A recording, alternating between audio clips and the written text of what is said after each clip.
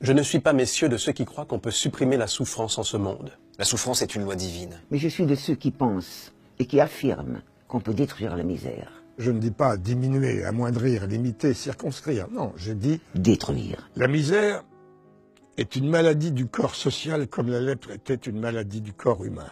La misère peut disparaître comme la lèpre a disparu. Détruire la misère. Oui, cela est possible.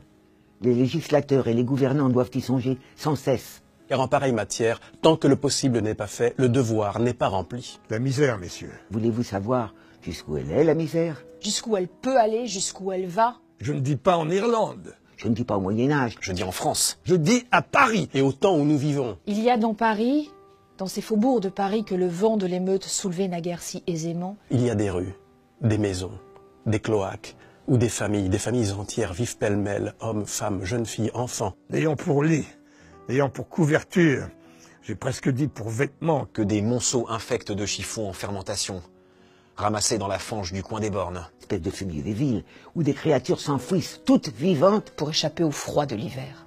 Voilà un fait. En voulez-vous d'autres? Ces jours-ci, un malheureux homme est mort de faim. Mort de faim à la lettre. Et l'on a constaté après sa mort qu'il n'avait pas mangé depuis 6 jours. voulez-vous quelque chose de plus douloureux encore? Le mois passé, pendant la recrudescence du choléra, On a trouvé une mère et ses 4 enfants qui cherchaient leur nourriture dans les débris immondes et pestilentiels des charniers de Montfaucon. Eh bien, messieurs, je dis que ce sont là des choses qui ne doivent pas être. Je dis que la société doit dépenser toute sa force, toute sa sollicitude, toute son intelligence, toute sa volonté. pour que de telles choses ne soient pas. Je dis que de tels faits, dans un pays civilisé, engagent la conscience de la société tout entière. Que je m'en sens, moi qui parle, complice et solidaire. Et que de tels faits ne sont pas seulement des torts envers l'homme, que ce sont des crimes envers Dieu. Messieurs, vous venez avec le concours de la garde nationale, de l'armée et de toutes les forces vives du pays. Vous venez de raffermir l'État ébranlé encore une fois. Vous n'avez reculé devant aucun péril.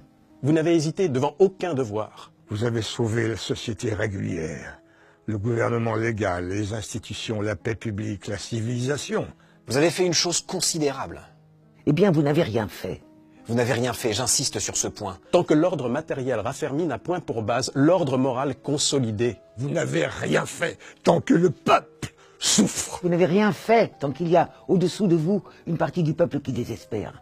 Vous n'avez rien fait. Tant que ceux qui sont dans la force de l'âge et qui travaillent peuvent être sans pain. Tant que ceux qui sont vieux et ont travaillé peuvent être sans asile. Tant que l'usure dévore nos campagnes. Tant qu'on meurt de faim dans nos villes. Vous n'avez rien fait. Rien fait. Tant que dans cette œuvre de destruction et de ténèbres qui se continue souterrainement, L'homme méchant a pour collaborateur fatal. L'homme malheureux. vous le voyez, messieurs, je le répète en terminant, ce n'est pas seulement à votre générosité que je m'adresse, c'est à votre sagesse. Messieurs, songez-y. C'est l'anarchie qui ouvre les abîmes, mais c'est la misère qui les creuse. Vous avez fait des lois contre l'anarchie. Faites maintenant des lois contre la misère.